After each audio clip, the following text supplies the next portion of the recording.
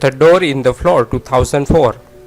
A writer's young assistant becomes both pawn and catalyst in his boss' disintegrating household.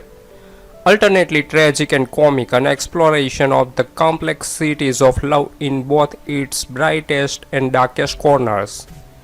Adapted from John Irving's best-selling novel A Widow for 1 Year, the film is set in the privileged beach community of East Hampton, New York, and chronicles are one pivotal summer in the lives of famous children's book author Ted Cole and his beautiful wife Marian.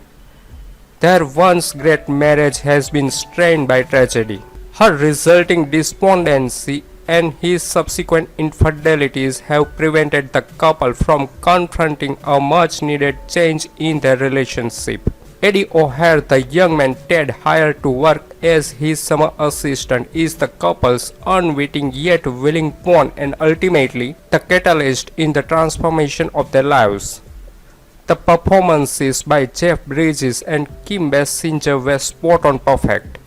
Henry Fonda once said the secret of great actors was that they never let the audience see the wheels turning. Viaggio Celebrity presents top 10 movies like The Door in the Floor. Number 10. Backroads 2018. Backroads center on a young man stuck in the Pennsylvania backwoods caring for his three younger sisters after the shooting death of his abusive father and the arrest of his mother. Family secret and unspoken truth threaten to consume him. Harley Altmaier has to care for his three sisters after his mother is placed in jail for killing his abusive father. Living in the coal town of Laurel Falls in the backwoods of western Pennsylvania, Harley lusts after a mother of two who live down the road. Harley's life is further complicated when he becomes the lead suspect in a local murder mystery. Based on the novel Backroads by Tony O'Dell, a New York Times bestseller and an Oprah Book Club selection. Backroads is like watching a train wreck in slow motion. It's the car accident on the side of the freeway at which you can't help but stare. Bad family situation and dysfunction grow progressively worse as more and more buried facts and emotions are revealed.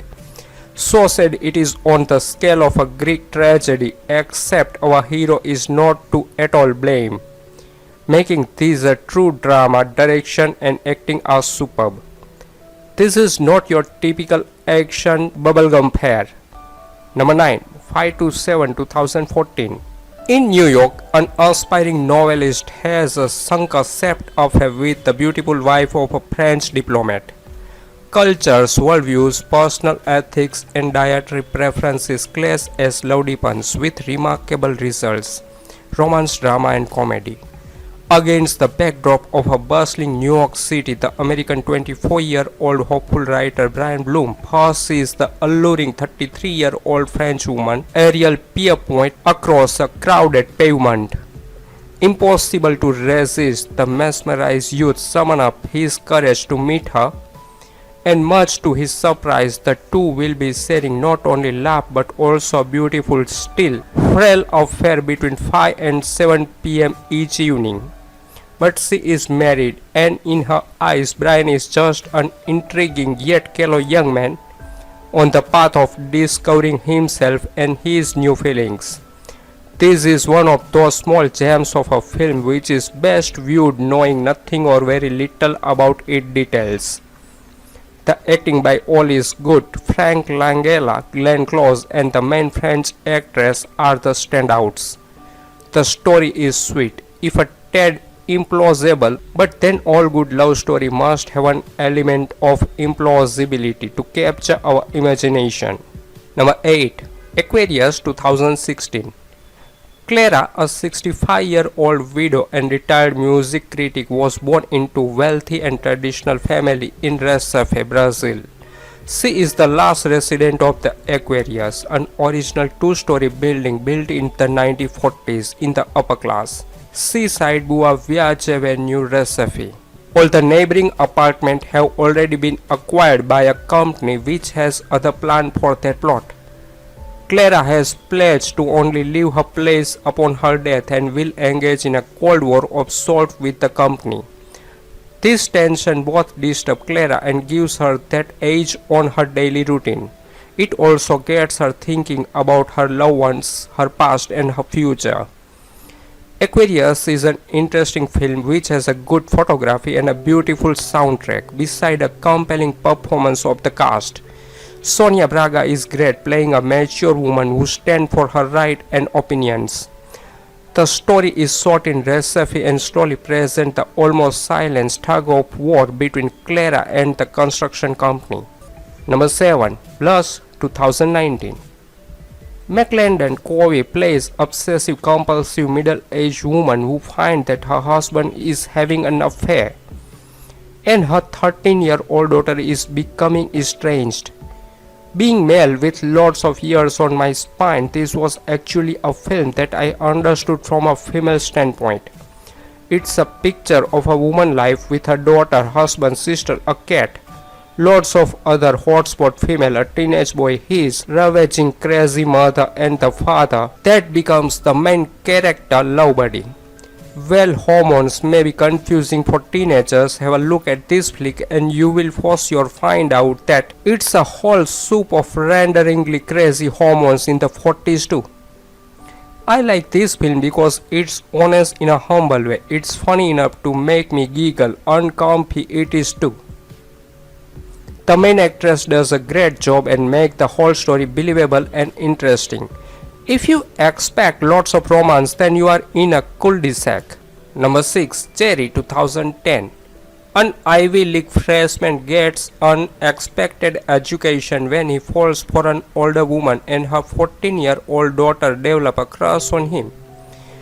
Ivy League freshman Aaron Milton gets a different kind of education when he falls for Linda, a vivacious former wild child who has returned to college to straighten out her life.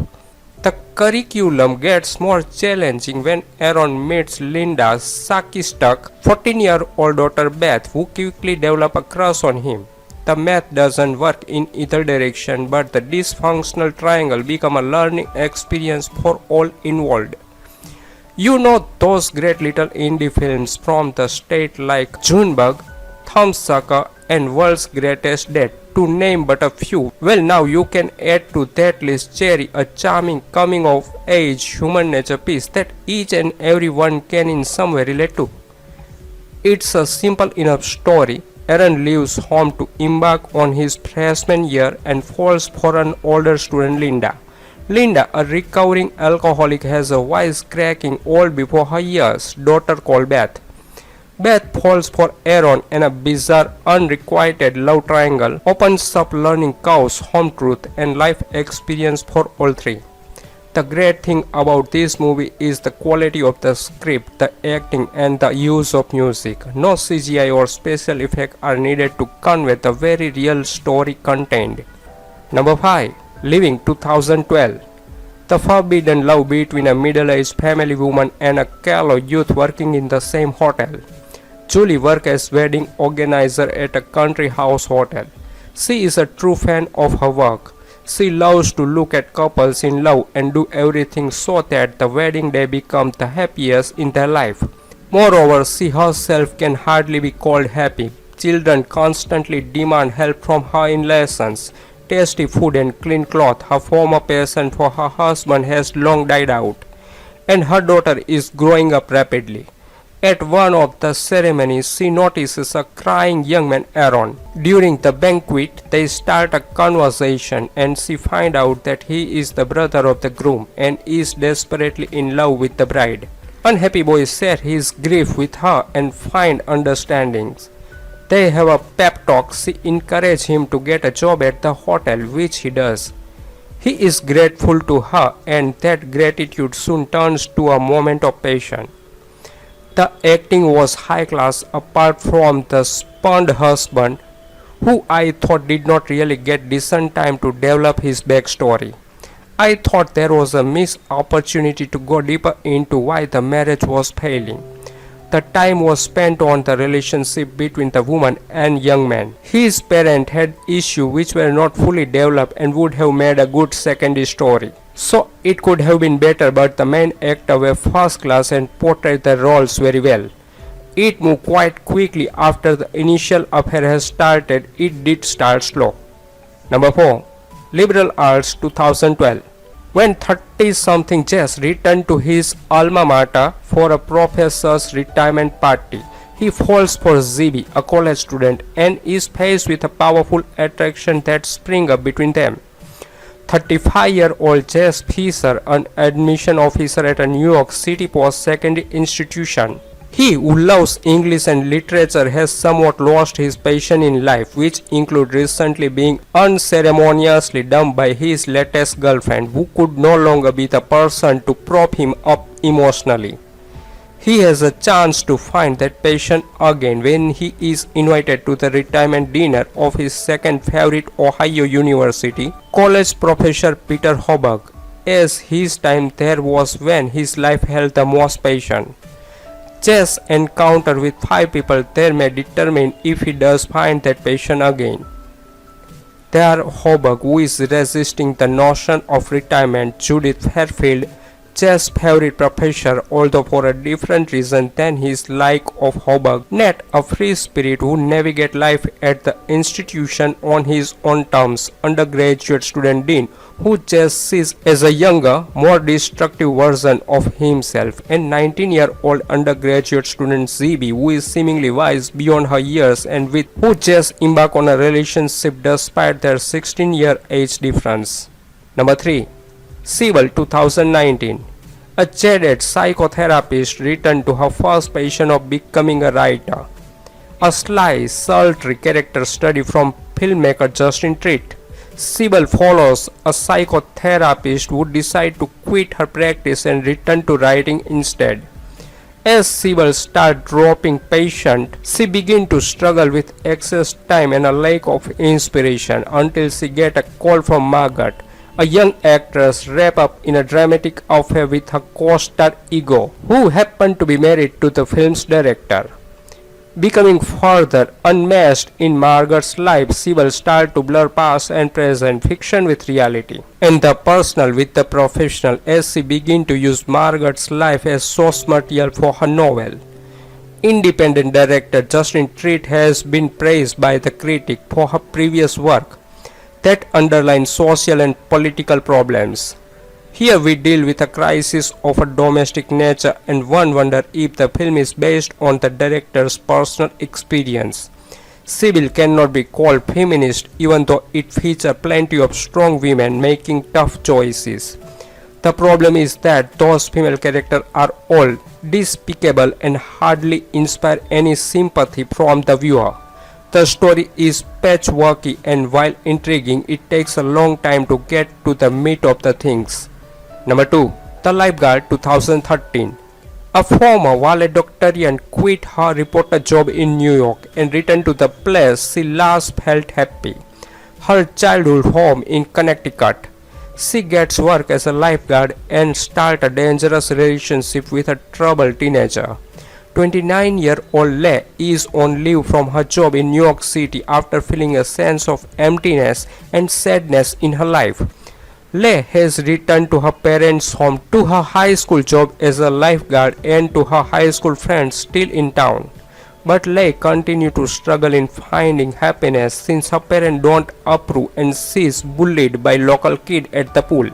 Leigh finds an almost like kindred spirit in high school student Little Jason, but when their friendship turns into an illicit relationship, her friends don't approve, and even more tragedy awaits Leigh in her personal journey toward happiness. The romance aspect of this movie, whilst most definitely inappropriate, does reflect the mental state of the main female character played by Kristen Bell.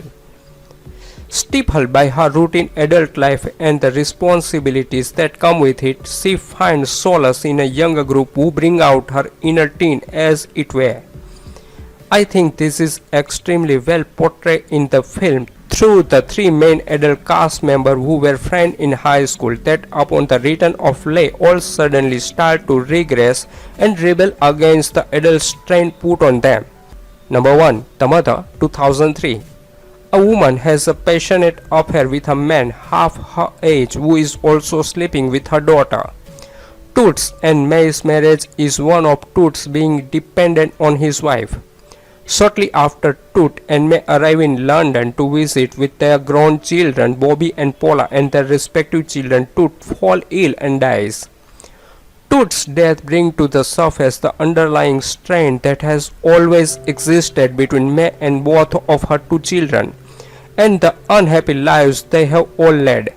Now specifically with Paula, May is disapproving of her relationship with a construction worker named Darren. Not only does May think his occupation make him beneath Paula, he is also a married man.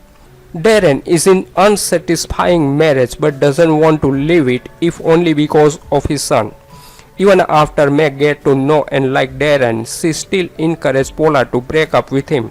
The issue is that May herself has fallen in love with Darren, the two who begin a romance relationship. What will ultimately happen between May and Darren also depends on Darren, who is floundering in his own life and doesn't really know what he wants, or even if he did, how to get it. What will happen may also depend on Paula if she finds out what's going on.